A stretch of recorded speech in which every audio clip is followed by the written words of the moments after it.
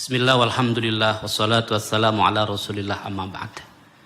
Yang kami hormati, kami muliakan orang tua, guru dan senior-senior kami semua, teristimewa Jenderal Riamisat Riyakudu beserta narasumber lainnya, host kita, moderator kita.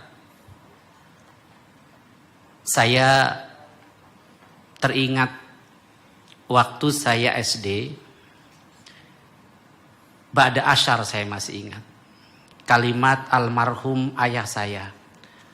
Karena kebetulan ayah saya itu dulunya komandan Banser di daerah Brebes, Jawa Tengah. Walaupun anaknya agak dibenci sama orang Banser begitu. Tapi ayah saya itu komandan Banser dulu. Dia pernah katakan, dia panggil saya Rif. Rif, kamu nyantri di pesantren, kalau besar jadilah abri. Karena ulama yang berjiwa abri dan abri yang berjiwa ulama yang bisa menyelamatkan bangsa dan negara ini. Itu saya ingat kalimat itu. Seiring perjalanan bangsa, kemudian saya merenung sampai saat ini. Ternyata kalimat itu terjawab ya pada masa pemerintah sekarang. Kenapa? Tidak bisa dipungkiri, pasca reformasi 98, indikasi kebangkitan komunis, indikasi kebangkitan neo-PKI terus menanjak. Dari mulai upaya penghapusan TAP MPR nomor 25 tahun 66. Kemudian materi sejarah lewat kurikulum tentang PKI dihilangkan, termasuk peristiwa 48 dan Gestapo. Kemudian peniadaan film G30 SPKI, peniadaan litsus calon anggota TNI dan Polri dan pegawai negeri sipil. Kemudian muncul LSM liberal dan komprador yang mulai melakukan kerjasama dengan Partai Komunis Cina.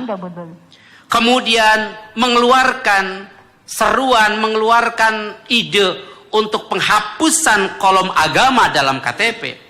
Kemudian mereka melakukan seminar-seminar, workshop untuk membangkitkan semangat perjuangan komunis. Kemudian muncul lagi istilah revolusi mental, muncul lagi desakan minta maaf kepada PKI, muncul lagi kalimat-kalimat yang dulu pernah muncul, termasuk kalimat kardun. Kadrun. Iya, kadrun itu. Karena dulu muncul juga itu kalau kita baca sejarah. Kemudian semakin jadi dan nampak yang sangat kita rasakan itu adalah pembelokan sejarah bangsa. Sesuatu yang baru menjadi embrio dan masih menjadi perdebatan.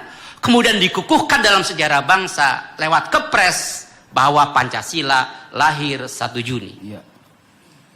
Ini pembelokan sejarah yang berakibat pembodohan anak bangsa.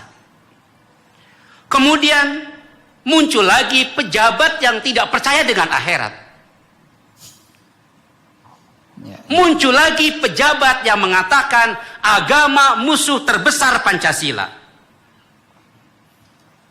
Dan yang paling sangat mencolok mata adalah munculnya gagasan merubah Pancasila lewat undang-undang dalam rancangan undang-undang HIP, haluan ideologi Pancasila, yang nyata di situ ingin merubah ketuhanan yang Maha Esa yang menjadi pondasi Pancasila dan bangsa menjadi ketuhanan yang berkebudayaan.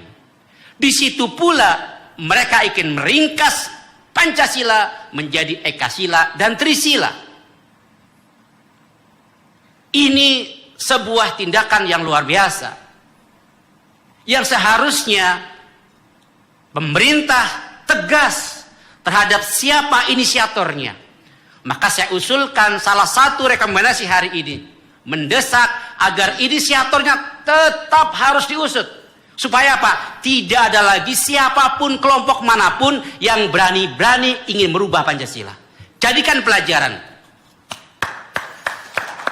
Makin konkret apa yang kemudian sampaikan. Muncul lagi di LC kemarin. Kita lihat dia mengatakan PKI itu imajinasi. Kita lihat kok kemarin.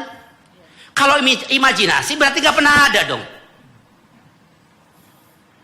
Ayah saya pindah rumah, pindah kampung karena dikejar-kejar PKI dulu. Ribuan ulama, ribuan tentara dibunuh. Bahkan jenderal dibunuh kok bilang imajinasi. Kan nggak bisa ini. Ada lagi yang mengatakan di LC kemarin ideologinya PKI Pancasila. Gendengnya luar biasa itu. Dan yang paling menjadi jawaban pertanyaan dari nasihat ayah saya adalah kejadian di Kalibata.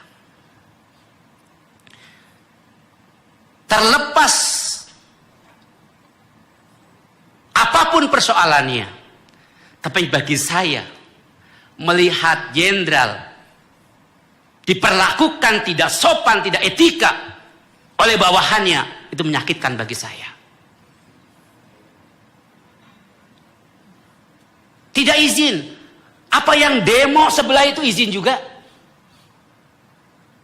Harusnya lebih terdeteksi. Dan setelah itu kita bikin rekonsiliasi nasional. Jangan bikin dulu rekonsiliasi kalau dia belum mengatakan saya siap mundur. Lekat dari panitia rekonsiliasinya nggak jadi masalah. Itu harapan saya. Harapan. Sekali lagi harapan. Tolong media, ini harapan saya.